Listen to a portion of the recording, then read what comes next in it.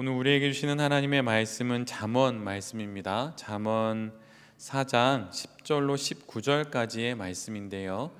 한 절씩 교독하고 마지막 절은 같이 보도록 하겠습니다. 제가 먼저 봅니다. 내 아들아 들으라, 내 말을 받으라. 그리하면 내 생명의 해가 길리라.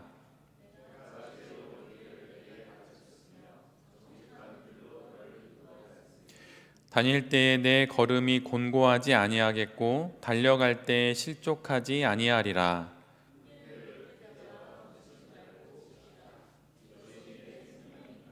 사악한 자의 길에 들어가지 말며 악인의 길로 다니지 말아라.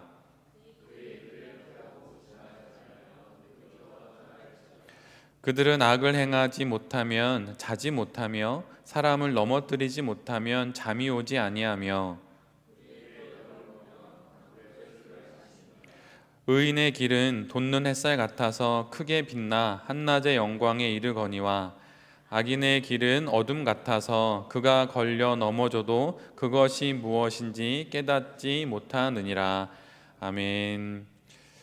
오늘은 잠언 4장의 말씀을 갖고 보이지 않는 것을 보며 하는 사업, 보이지 않는 것을 보며 하는 사업, 이런 제목으로 함께 하나님 말씀을 나누도록 하겠습니다. 여러분이 부모님에게 혹시 받은 최고의 선물이 있다면 여러분은 무엇을 받으셨나요? 아니면 지금 자녀가 있다면 여러분이 자녀에게 줄 수 있는 최고의 선물은 혹시 무엇이 있으신가요? 만약에 마지막으로 자녀에게 단 하나의 선물만 줄 수 있다면 여러분은 무엇을 주시겠습니까? 2개도 3개도 4개도 아니고 오직 단 하나만 건네줄 수 있고 우리의 자녀들이 그거 하나만 받을 수 있다면, 또 반대로 내가 부모님에게 그거 하나만 받을 수 있다면 여러분 무엇을 주시겠고 또 무엇을 받으시겠습니까? 잠깐 생각해 보면 몇 가지가 이렇게 생각이 지나갈 수 있겠지요. 그런데 대부분 아마도 그것은 보이는 것이 아니라 보이지 않는 것들일 것입니다. 참으로 이상하게도 가장 중요한 것은 늘 눈에 보이지 않는 것들이에요. 이 땅의 모든 생명들에게 가장 필요한 공기는 보이지 않습니다. 만약 그것이 눈에 보였다면 아마 그것도 사업의 아이템이 되었겠지요. 그래서 그것을 돈 많은 사람이 투자를 해서 더 많이 확보하고 그것을 제품을 판매하듯이 그렇게 공기를 팔았을 것입니다. 그런데 그 공기가 보이지 않으니 제품이 될 수 없는 것이지요. 모든 생명에게 가장 필요한 것이기 때문입니다. 또한 이 땅의 모든 생명들이 마시는 물도 색깔이 없는 투명이에요. 가끔은 음료를 마실 때마다 검은색 음료를 마시는 게 참 이상하게 느껴질 때가 있는데 그것이 바로 콜라이지요. 보통 음료는 좀 이쁜 색깔이거나 아니면 마시면 내가 좀 청량감을 느끼고 나를 상쾌하는 느낌이 들게 한다면 좀 다른 색깔이어야 할 것 같은데 아주 짙은 검은색의 콜라입니다. 그래서 그거를 우리는 많이 마시지요. 그런데 모든 생명이 마시는 물은 색깔이 없습니다. 투명합니다. 담겼는지 안 담겼는지 알 수도 없고 그런 모양이지요. 모든 생명이 마셔야 하는 물, 생명이라면 필요한 그 물은 이처럼 투명한 것이에요. 보이지 않는 것에 의미가 있는 듯합니다. 또한 이 땅의 모든 생명들이 서로의 뜻과 또 말을 주고받는 말도 보이지 않습니다. 제가 지금 단위에 서서 말씀을 전하지만 제가 전하는 말은 모양이 없어요. 보이지가 않아요. 색깔도 없어요. 그런데 이 말이 전해져서 저의 뜻을 전하고 또 서로의 마음에 그 말이 전해져서 그걸 주고 또한 받는 것이지요. 이처럼 우리에게 필요한 가장 좋은 것, 우리에게 반드시 있어야 하는 것, 그 모든 것들은 이처럼 보이지 않는 것입니다. 신앙의 역할이 무엇일까요? 종교의 역할이 무엇입니까? 그것은 바로 이 보이지 않는 것들이 우리의 삶의 근본임을 알게 하는 것이에요. 보이는 것, 누구나 볼 수 있는 것, 그래서 그것을 더 많이 가진 사람, 그 사람이 행복한 것이 아니라 보이지 않는 것들이 우리의 삶의 근본이고 그러기에 누구나 가질 수 있는 것, 바로 그것을 말해주는 것이 바로 종교가 하는 역할이고 신앙이 하는 역할입니다. 오늘 잠언의 아버지는 자녀들에게 그 보이지 않는 소중한 것 하나만 남겨줄 수 있다고 말할 때 그 말하는 단 한 가지를 오늘 자녀에게 전해줍니다. 그것은 다름 아닌 지혜라고 하는 것이지요. 여기서 말하는 지혜란 다름 아닌 하나님을 아는 지식입니다. 아버지는 자녀들에게 자신이 전하는 말을 제일 먼저 들으라고 말해요. 그리고 들은 그 말씀을 받으라고 말합니다. 보이지 않는 말을 받으라고 말하고 있어요.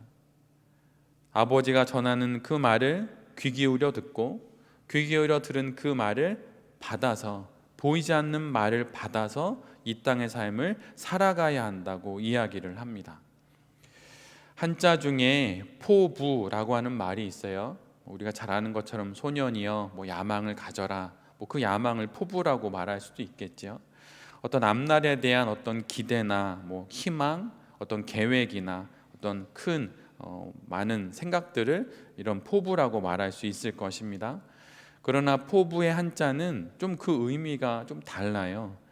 포부의 그 포자는 안을 포자에다가 부자는 짊어질 부자입니다. 그러니까 안고 짊어지는 것이 포부라고 하는 거예요. 즉 우리는 포부를 대부분 미래에 대한 어떤 것이라고 생각하는데 그런 게 아니라 포부란 내 앞에 저 멀리 있는 그러나 언젠가는 성취되어야 할 저 언덕 너머의 그 무엇이 아니라 지금 내가 안고 있고 지금 내가 짊어지고 있는 것이 바로 포부라고 하는 것입니다. 내가 지금 지고 있는 짐, 내가 지금 안고 있는 내 품 안에 있는 그것이 바로 포부라고 하는 것이죠. 그것을 안고 있는 것이 포부이고 그것을 짊어지고 사는 것이 포부라고 하는 것이에요. 아버지는 지금 하나밖에 없는 자녀, 소위 생명보다 귀하다라고 말하는 그 자녀에게 안고 짊어져야 할 것, 받아들이고 살아야 할 것, 그것으로 하나님을 아는 지식을 부탁하고 있는 것입니다.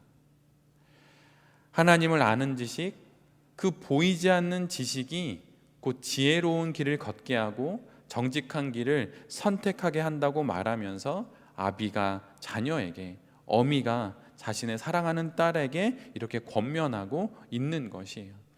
그래서 오늘 본문에서는 그 지혜와 정직의 길을 따라갈 때, 걸을 때 너의 걸음은 공고하지 않을 것이고 심지어 달려갈 때에도 실족하지 아니하겠다고 아버지는 말하고 있어요.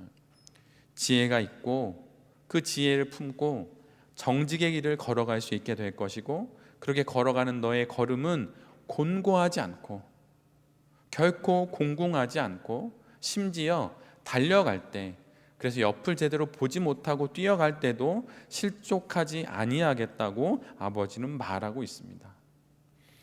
들어야 할 말을 듣고 안고 짊어져야 할 말을 지고 가는 그가 가는 길은 분명 이러한 길이 될 것이라고 아버지는 자녀에게 말하고 있어요. 지혜로운 길이고 정직한 길이고 걸어도 곤고하지 않고 달려도 실족하지 않을 것이라고 아버지가 약속해 줍니다. 자신의 지난 인생을 돌아보니 내가 그렇게 살았고 내가 보니 때론 나도 실수할 적은 있었지만 그렇게 살았던 사람들의 삶이 결코 곤고하지 않았고 달려도 실족하지 않았다고 자녀에게 말해주고 있는 것입니다.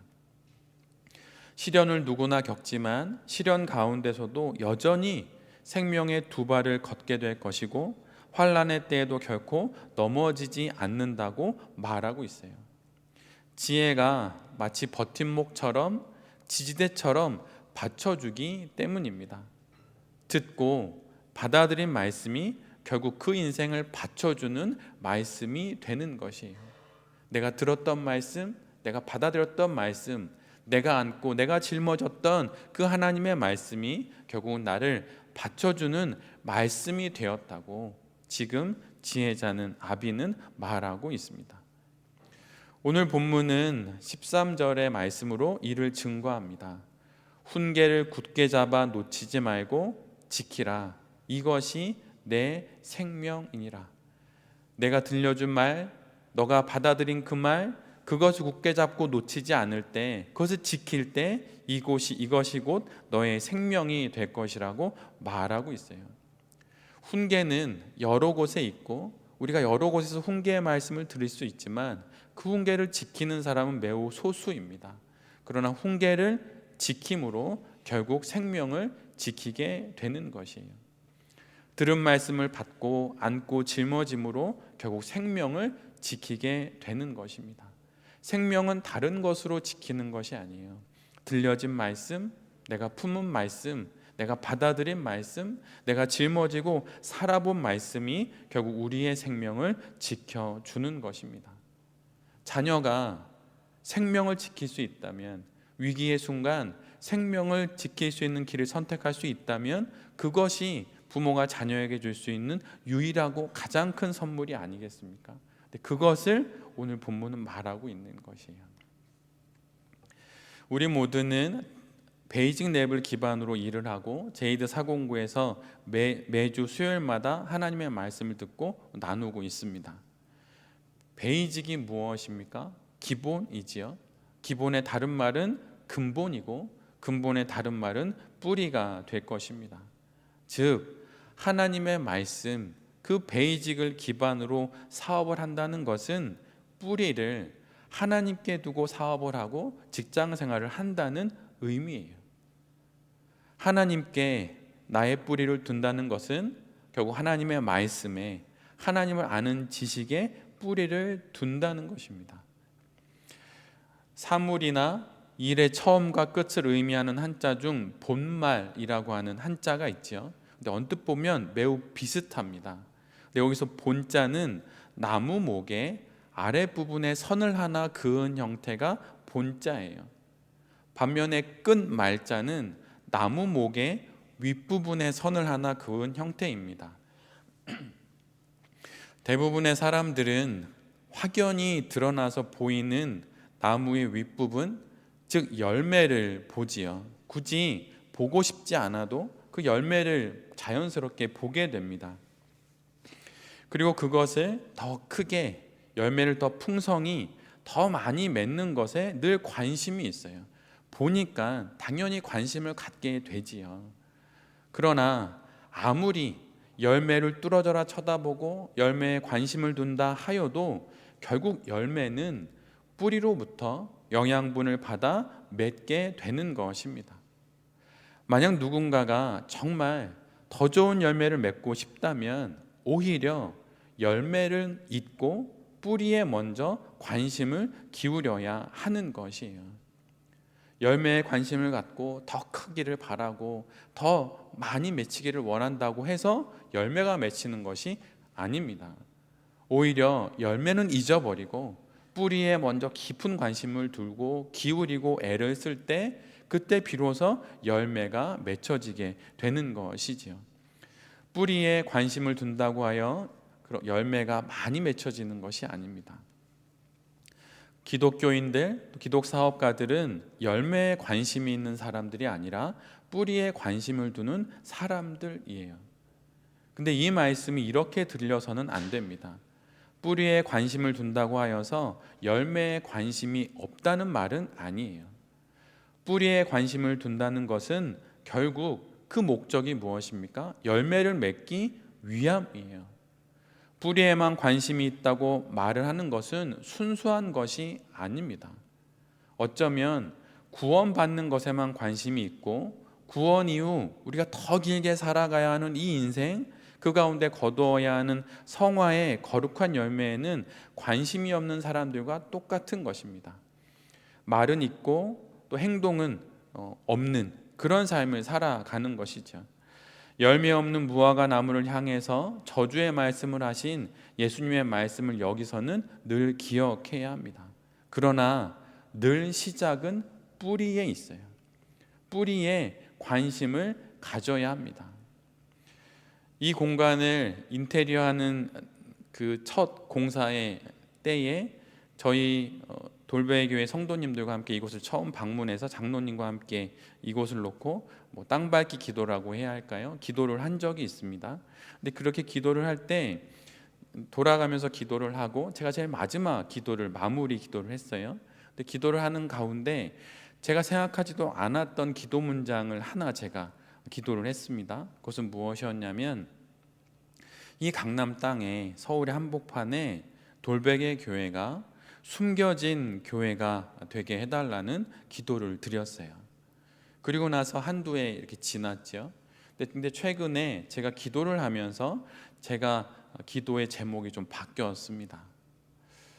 돌베개 교회가 사실은 이곳에 숨겨진 교회가 아니라 심겨진 교회라고 하는 것을 새롭게 알게 되었어요. 하나님이 교회를 숨기시기 위해 이 땅에 교회를 세우시는 것이 아닙니다. 잠깐 그런 시기를 보낼 수는 있지만 하나님은 숨겨진 교회를 원하시는 게 아니고 심겨진 교회를 원하시는 거예요.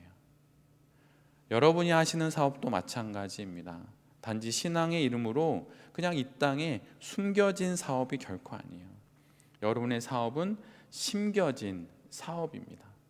보이지 않는 뿌리에 마음을 두어서 보이는 열매를 거두어야 하는 심겨진 사업이에요. 직장 생활 하신다면 여러분은 그곳에 심겨진 하나님의 사람입니다. 그래서 그곳에서 보이지 않는 뿌리를 내리고 보이는 열매를 거두어야 하시는 거예요. 베렙에서 6년, 7년, 3년, 4년 사업을 했으면 여러분 보이는 열매가 있으셔야 해요. 뿌리가 건강한데 열매가 없다면 문제가 있는 것입니다.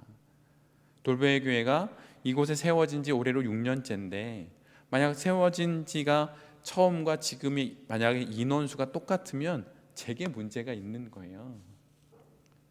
교회는 숨겨진 교회가 아니라 심겨진 교회입니다. 여러분의 사업도 마찬가지예요. 여러분의 사업도 이곳에 심겨진 사업입니다. 그러기에 보이는 열매가 있어야 해요. 그러나 늘 우리의 관심은 뿌리가 먼저라고 하는 것이죠.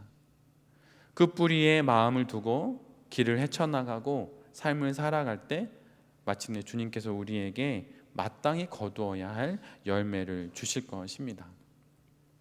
그 열매를 거두는 과정에서 또 뿌리에 관심을 갖는 과정에서 우리가 실수할 수 있어요. 근데 여러분 그것은 당연한 것입니다.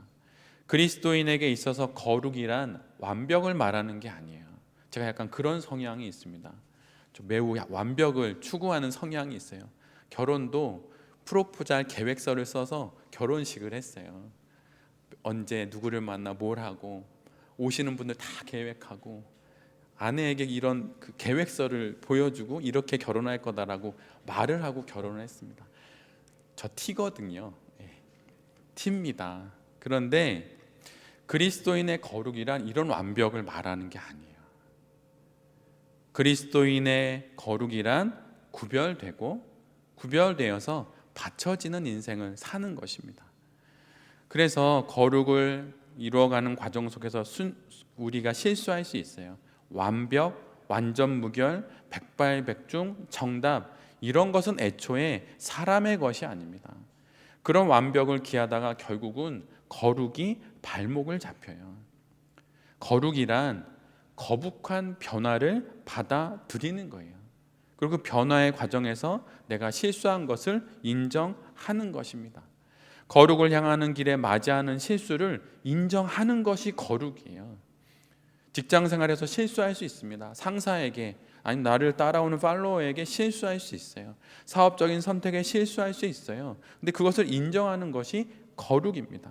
완벽이란, 진정한 거룩이란 끝없는 변화를 받아들이는 거예요. 몇 번이고 변화하고, 완벽은 저 멀리 내가 알지 못하는 비밀의 숲속에 보물처럼 숨어 있지만 나는 그곳을 향하는 걸음을 멈추지 않겠다고 하면서 그 길을 걸어가는 것이 바로 거룩입니다. 그래서 우리가 그 거룩의 과정들 속에서 변화되는 거예요. 여러분이 사업을 하면서 직장 생활하면서 1년 전과 지금이 달라져 있어야 합니다. 정말 그래야 하는 거예요. 제가 숨겨진 교회, 그리고 예를 들면 경제적으로 어려운 것이 순전한 것이다라고 생각했던 이 어리석은 생각이 변해가는 것처럼 여러분도 변해야 하는 것입니다. 뿌리에 관심을 갖고 끊임없이 변해가야 하는 것이에요. 그때 우리가 보이지 않는 것을 마침내 보게 되고 그것을 통하여서 우리 눈에 보이는 사업을 경영해 나갈 수 있게 되는 것입니다. 여러분은 보이는 사업을 무엇으로 감당하고 계십니까?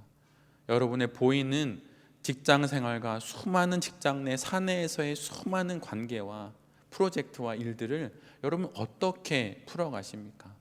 그것은 보이지 않는 것을 보는 것을 통하여서 비로소 풀어갈 수 있게 되는 것입니다.